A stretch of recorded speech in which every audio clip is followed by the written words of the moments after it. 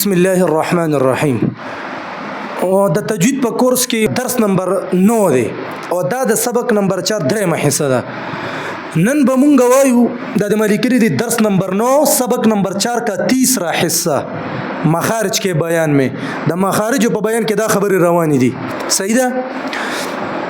نن به مونږ وایو د دې ولسو مخارج د تفصیل نه مخکې اول داس د کول غوړي چې د جبې سو حصې دي د جبې سو حصې دي او بیا د دې نمونه کم دي داس د کول غوړي ځکه چې د دې بیا په مخارجو کې په کار راځي. مونږ ویلو لسان کنه اصول مخارج 15 دي نو پاغي 15 کې دریم نمبر 100 هغه لسان جبې ته وي لس مخرج دي پکې په لسان کې لس مخرج دي وتل حروف ته ادا کیږي نو چې وس یو کس ته د لسان یعنی جبې هغه حصے ورته نه دي یاد نمونه نه ورزي نو ته بیا په مخارجو کې دا د چې مشوشتیا به هم حدت راځي نو یو د جبې حصے د کول غوړي د نمونه د حصو نمونه او دویمه ده چې د غاښونو نمونه ځکه چې د لسان کې دنه جبه د غاښونو ته ضرورت په مخارج کې راځي نو چې وس د غاښونو نمونه انسان نه ورځي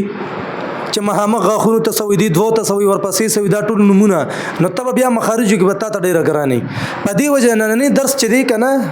د نهم نمبر درس ته او د سبق نمبر 4 درېمه حصہ ده د سب په باره کې ده وې د جبې د حصو په د نمونه په باره کې ده او د غاښونو د نمونه په باره کې ده. صحیح ده.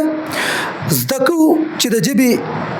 سو حصے دي زبان کې کتنے حصے ہیں زبان کې کتنے حصے ہیں جواب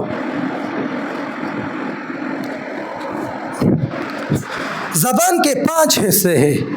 اگرچہ بعض علماء بعض قراء چې دي د جبې سلور حصے بیان کړی دي خدایات ساته چې د جبې 15 حصے دي زبان کے 5 حصے ہیں حالانکه د جبې سو حصے دي د جبې سو حصے دي 15 چې د جبې 15 حصے دي کنه نمبر 1 رأس اللسان نمبر 2 طرف اللسان نمبر 3 حافظ لسان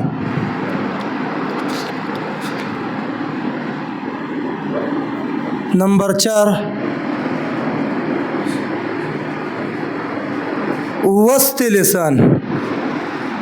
نمبر 5 اقصى لسان دا 15 حصے دي. رأس اللسان ستوي طرف اللسان ستوي حافظ لسان ستوي وسط لسان ستوي اقصى لسان ستوي. صحیح. رأس اللسان دا ویل کیږي د جبې سر ته زبان کی نوک یا زبان کا سرا دیته ویل کیږي رأس اللسان الکه دیته سوی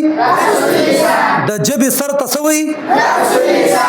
او طرف اللسان چې دی نو ګوره دلته زه نقشه جوړوم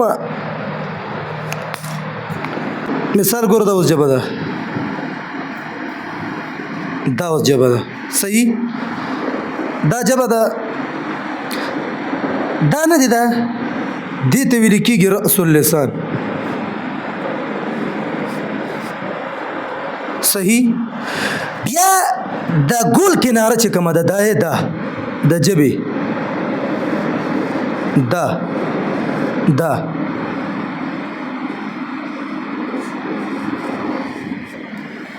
ګوره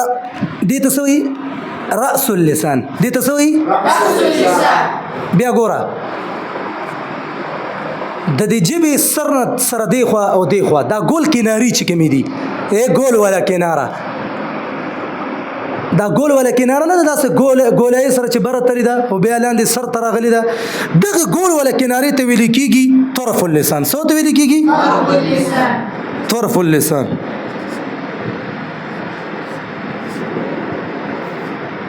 طرف اللسان. صحیح. بیا نو طرف اللسان دا څه ته وي؟ زبان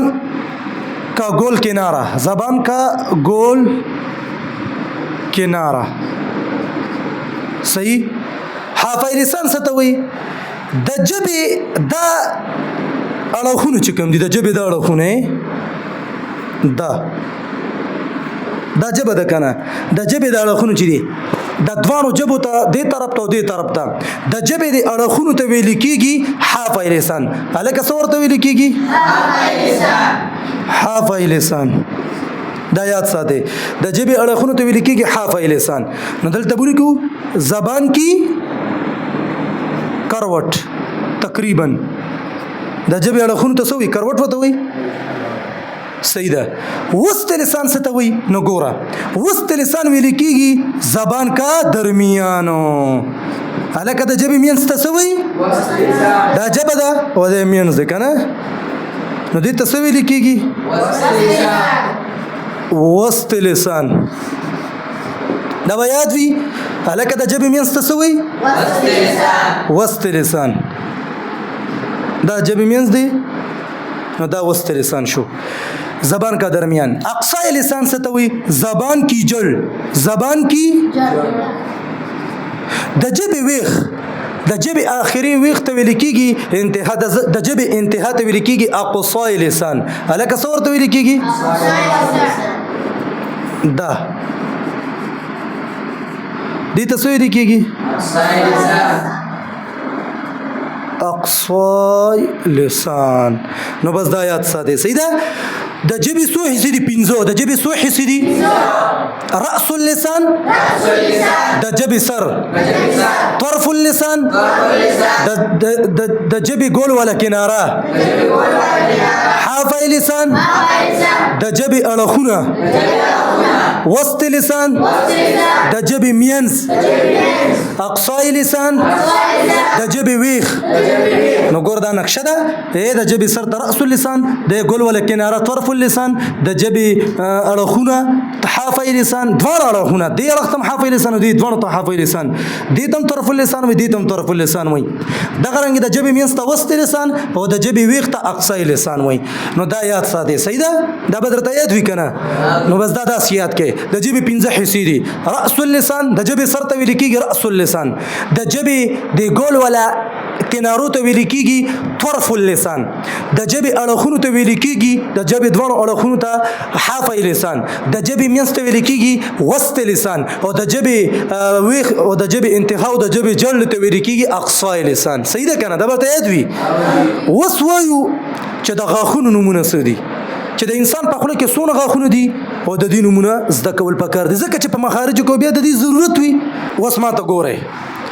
د غاښونو نومونه پیژندل پکار دي، ځکه چې په مخارجو کې بیا د غاښونو د دې چې دې ضرورت راځي. نو چې اوس د غاښونو نومونه تاله نه درځي چې دې ته په عربۍ کې څه وایي او موږ یې د تجوید په اصطلاح کې استعمالو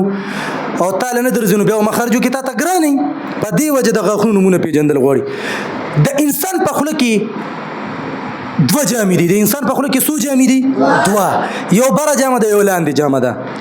برني جامه کې هم 16 غاښونه دي او لاندینی جامه کې هم 16 غاښونه دي.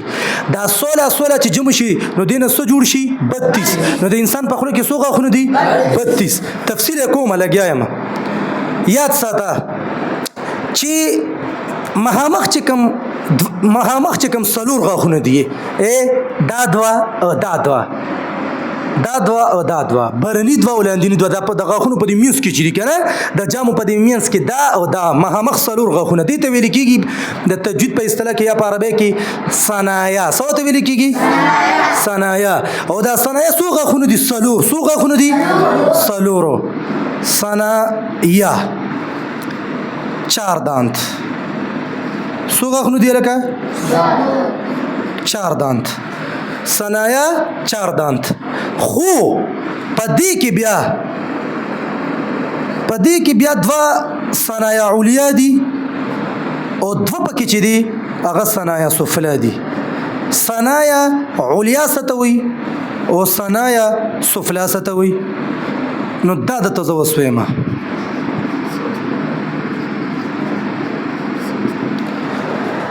د دا دوه او دا دوه دې غاښونو ته مونږ په عربي کې څه وایو لکه ثنایا څه ورته وایو برني دوه غاښونو ته ثنایا علیا وایي برني دوه غاښونو ته او دې ته مخامخ لاندې دوه غاښونو ته ویل کېږي ثنایا سفلا څه ورته ویل کېږي ثنایا سفلا څلور غاښونو نومونه تاسو زده کړو ورپسې د ثنایا سره بره جامه کې ښي طرف ته یو غاښ ګس طرف ته یو غاښ نو برني جامه کې دوه شو او لاندینی جامه کې دوه شو د ثنایا سره بره ښي طرف ته ګس طرف ته او په لاندې جامه کې هم دې طرف ته ښي طرف ته او ګس طرف ته دا څلور غاښونه چې د ثنایا سره خواته یو غاښ ته ذکر کې دغه غاښونو ته ویل کېږي رباعي څه ته ویل کېږي څه ته ویل کېږي رباعي دا 4 دانتي دا یاد ساتي ښه الکه وې د ثنایا سره خي طرف ته ګس طرف ته بره او لاندې څلور غاښونو دې ته څه ویل کېږي رباعي د را په زبر سره به وي د را په پیش سره به نه وي بیا د رباعي سره خواته خي طرف ته یو غاښ ګس طرف ته یو غاښ بره جامه کې دوه شو لاندې جامه کې دوه شو د رباعي سره خواته یو غاښ څنګه چې د ثنایا سره ذکر کو دغه رنګ د رباعي سره یو خي طرف ته یو ګس طرف ته دوه بره او دوه لاندې دغه څلور غاښونو ته انیاب وي الکه دغه څلور غاښونو ته څه وي انیاب د چا سره خواته دي د رباعي سره چا سره رباعي سره دا 4 دان شو نو څو غاښونه شو څلور سو شو 12 سو شو 12 ورپسې بیا انیاب سره خي طرف ته یو ګس طرف ته یو بره دوه او لاندې دوه صحیح شو دې ته ویل کېږي زواحق څه ته ویل کېږي زواحق چې دې څو غاښونه دي او دا څلور غاښونه د چا سره خواته دي انیاب سره خواته خي طرف ته ګس طرف ته بره ولاندې دا څلور غاښونه څه دي لکه زواحق دي بیا د زواحق سره خواته خي طرف ته 3 غاښونه ګس طرف ته 3 غاښونه بره نو شپږ شو کنه چې خي طرف ته ګس طرف ته بره جامه کې شپږ شو او په لاندې جامه کې خي طرف ته 3 او ګس طرف ته 3 نو شپږ سو شو بره دغه بره غاښونو ته ویل کېږي چې د زواحق سره خواته 3 بره دې ته ویل کېږي طواحن څه ته ویل کېږي طواحن څه ورته ویل کېږي طواحن او دا څو غاښونه دي 12 سولکه 12 بیا د طواحن سره یو خي طرف ته یو ګس طرف ته بره دوه شو او لاندې دوه شو دې څلور غاښونو ته ویل کېږي نواجز څه ته ویل کېږي نواجز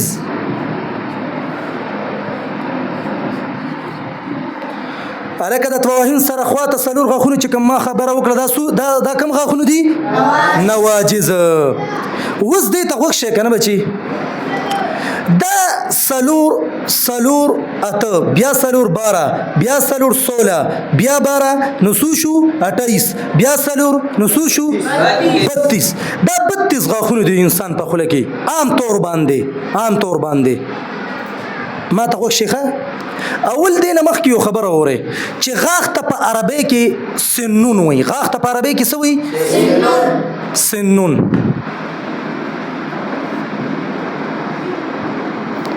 الکه غاښ ته په عربی کې څه وي سنون دان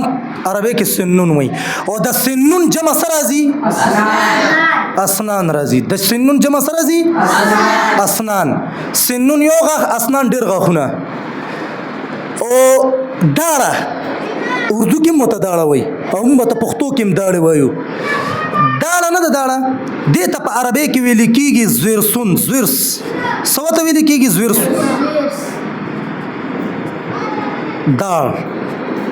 داړه او د دې زورسون جمع ازراس راځي سرازي لکه ازراس خجی وز تاسو په یومه چې ما د غاښ لپاره به کې سنون جمع اسنان راځي او داړې لپاره به کې زرسون جمع ازراس راځي ما چې دا ولیکل د دې زما مطلب دې کې څه دی مقصد مې څه دی چې ما اوس دا ولیکل یو خو د ستاسو د پوهې لپاره مې ولیکل چې دې لپاره به کې دا وي خو اوس دا ټول غاښونه غوري نه دي دې کې څه داړې دي او څه پکې غاښونه دي څه پکې غاښونه دي او څه پکې داړې دي بیا د هغې دپاره ښه جي اوس ورته غوږ شئ صنایع څو غاښونه دي دوه صنایع ولې یاد دي دوه صنایع سوپلا نو څلور غاښونه صنایع شو صنایع رباعي څو دي څلور انیاب څو دي څلور دا باره غاښونه نه دي دا باره غاښونه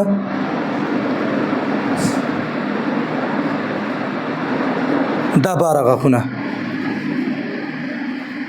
دا چې دي سنون دي دا څه دي یعنی دا غاښونه دي اسنان دي دا څه دي لکه دا چې دي اسنان دي دا یاد ساته یعنی دا داړې نه دي دې ته ویل کېږي اسنان دا غاښونه دي پوه شوې که نه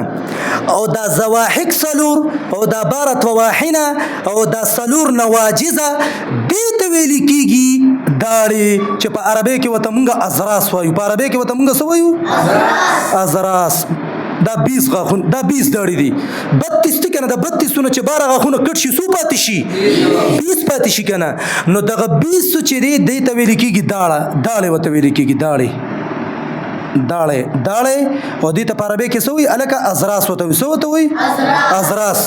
نو معلومه شوله چې د انسان په خوله کې 32 غاښونه خو عموما دي خو بیا چې کوم غاښ مونږ ته وایي چې که څه ته په عربی کې سنون وایي اسنان یې جمع راځي نو هغه باره دي چې څلور صنایع دي څلور رباعي دي څلور انیاب دي دا مخامخو نو دا چې دی دغه باره غاښونه چې صنایع رباعي انیاب نو دې ته اسنان دا غاښونه دي او د 32 چې باره لر شي نو 20 پاتې شو هغه 20 کم دي څلور زواحق باره طواحن نو 16 او څلور نواجز نو 20 دا 20 دې ته داړې وایي چې په عربی کې مونږ دې ته ازراس وایو دې ته مونږ څه وایو ازراس ورته وایو پوه شوې که نه دا ازراس د دې زواحقو د طواحنو دا د دې د مجموعي نوم دی ځکه دې ته مونږ داړې وایو نو ځکه ورته ازراس ویل کېږي په دې تاسو پوه شوې یو بله خبره تاسو ته کومه دا زواحق څلور غاښونه دي د زواحق ته د زواحق ولې وي زواحق ته زواحق په دې وجه وي که نه چې دا د خندا په ټیم کې ښکاري دا د خندا په ټیم کې چې سړی کله خاندي که نه خاندي نو د خندا په ټیم کې د دې غاښونو هغه ظاهرتوب راځي مخې ته په دې وجه دې ته زواحق وایي قره حضرات فرمایي طواحن ته طواحن ولې وي دا باره غاښونه طواحن دا جمع د طحنون ده زواحق جمع د زوحکون ده او پیسنا یعنی طواحن ته طواحن په دې وجه وایي چې په دغه داړو باندې د خوراک چیز میده کېږي خوراکی چیزوں کو پیستا ہے نو طواحن ته طواحن ځکه ویل کېږي چې دا د خوراک چیزونه د خوراک چیزونه میده کوي او نواجز جمع د ناجز ده او بعض علما فرمایي چې نواجز ته د عقل غاښ هم وایي دې ته د عقل غاښ وایي د څه نو په دې کې دا یو لږ غونتې تفصیل یاد کې خیر د کو دا چارې ورځینې خو زه خیر د لږ یاد کې چې د عقل دا غاښ نه دی په دې کې ډېر لوی قرو حضراتو لیکل کړی دي او بیا پکې یو کتاب دام ذکر کړی دی چې طبيبان فرمایي چې د عقل دا غاښ د 100 کال پورې راخیږي صحیح خبره ده کنه اقوال ډېر دي بعضی وی چې د 20 کالونو بعد بعضی وی چې د 32 کالونو بعد بعضی وی چې 40 بعضی پکې لادام وی چې 70 کالونو بعد خدا خبره یاد ساتي چې د 20 کالونو مخکې نواجز غاښ د چانی دا خبره یاد ساتي یعنی د انسان په خوله کې یا 28 غاښونه یا 32 غاښونه کو نواجز غاښ وي او نو پوه شي چې 32 غاښونه دي او کو نواجز یعنی نو بیا به 28 غاښونه ځکه چې نواجز سلور دي او د 32 چې سلور لشي 28 پاتې شي نو دا خبره مې ځکه وکړه چې دا ستاسو لپاره مطلب دا چې د ضرورت خبرې دي دا په دې کې په کار د چې سړی وکي نو د انسان په نو دا ما وی چې د عقل د غاښ نه وي دا د 20 کارونو مخکې نه بلکې د 20 کارونو بعد راخیږي صحیح خبره ده اگر چې اقوال پکې ډیر دي نو الکه دا نواجز د عقل د غاښ کله راخیږي د کم کال نه بعد د 20 سال نه بعد صحیح ده کنه نو معلومه شوله چې د انسان په خوله کې یا 32 غاښونه دي او یا 28 غاښونه دي عموما موږ داسې خبره کوو چې الکه د انسان په خوله کې 32 غاښونه دي خو یاد ساته چې تاسو ټول به زویم چې دا نواجز غاښ به د چانی راخیږي کو د ریان د غشي د 20 کال عمر دی 19 18 تاسو ټول 17 18 16 15 کنه نو د تاسو به دا نواجز نه نو د تاسو په خوله کې چې دی 28 غاښونه دي صحیح ده کنه خو زه خیر دا د تاسو د غاښونو بحث چې هغه تاسو ته ما وکړو خو په تفصیل سره مې درته بیان کوم چې دا زده کول غواړي شاباش ما پسې وایي ثنایا رباعی انیاب زواحک طواحن نواجز دا 32 غاښونه شو عموما الکه غاښ ته په عربی کې سنون وایي څه ورته وایي جمع اسنان راځي جمع څه راځي اسنان په دې 32 کې بار راځي سودی پکې لکه یعنی څه ته چې مونږ په غاښ ته چې په عربی کې سنون وایي او جمع اسنان راځي نو دا په دې کې سودی بار راځي سودی سلور ثنایا دي سلور رباعی دي سلور انیاب دي دا مطلب دا اسنان دي او د 32 چې بار ختم شو نو 20 پاتې شو سلور زواحق بارة طواحن او سلور نواجز دا 20 دا 20 چې دا دې ته داړې وي دې ته سوي او داړې ته په عربي کې مزورسون یعنی ازراس وایي داړې ته په عربي داړو ته په عربي کې سوي ازراس ان شاء الله دا به یاد کنه خو بس دا صنایع مخامخ سلور غاښونو ته وي برني دوه ته لاندې خو فرق پکې څه دي برني دوه ته صنایع علیا وي یعنی برني علیا یعنی برني سفلا لاندینی سفلا لاندینی صنایع علیا برنی اوپر کے دو دانت صنایع علیا صنایع سفلا نیچے کے دو دانت یہ اپنے مقابل ہے سیدہ بس دا خبر یاد ساته نو نننی سبق چې وو نو هغه مونږ وې چې د جبه حصے مونږ ویلې او د 15 حصے دي او دا غرنګ د غاښونو مونږ وی په تفسیر سره او زما درب نو امید تاسو په دې درس باندې پوي شوي او بس دغه کوشش کول پکې دي چې دا ځان سره لیکي کو دا تاسو ځان سره نوٹ کوي نو دا به تاسو ډېر غټه فائدہ درکړي دا کدا بیا یریږي نو دا ځان سره ولیکي او دا غینه بعد یو کس ول توجه ورکړي کنه نو چې ډېر نشي ولول نو کم از کم د 50 پره خو د خامخا وړي د 50 ونه د کم زکه چې 50 پره د خټه ټټ ور د بدن بیا ان شاء الله نه یریږي نو کوشش پکار دي چې دا څه قسمه یا د جبې د حصے شوي د غاښونو نمونه شو ما پرون د مخارج نمونه تاسو ته لیکلو د تیر شوی درس کې بل ورځ کنه په اتم نمبر درس کې ما تاسو ته ویلو چې دا به د غشن یادول ولی څنګه چې د ټول مخارج په یادو باندې زر زر ویلو نو دا غرنګي به دا به یادول غوړي د جبې 15 حصے دي راس اللسان طرف اللسان حافظ اللسان وسط اللسان اقصى اللسان دا اساسه هدایت کا دا غرنګ غاښونو سودي وي 32 دي سلور صنایع سلور رباعی سلور انیاب سلور زواحق بارة طواحن او سلور نواجز چې دا تباکده یو دي داسې زر زر نو بیا چې کله مخارج تصدقې کنه زه بیا تفصیل کوم دونه خولي به پويږي چې بیا بدل ډیر خون درکې خون به ولې درکې وجب دی چې تا ته د ټول ټیټ یاد دي او دا ته زبانی پرټه تا ته یاد دي خو چې ته پويږم چې دا څه ته وي د رب نو امید تاسو په دې درس نه خونه غستي او پوي شي په خپل خصوصي دعاګانو کې مو یاد ساتي او اخر دعوانا ان الحمد لله رب العالمين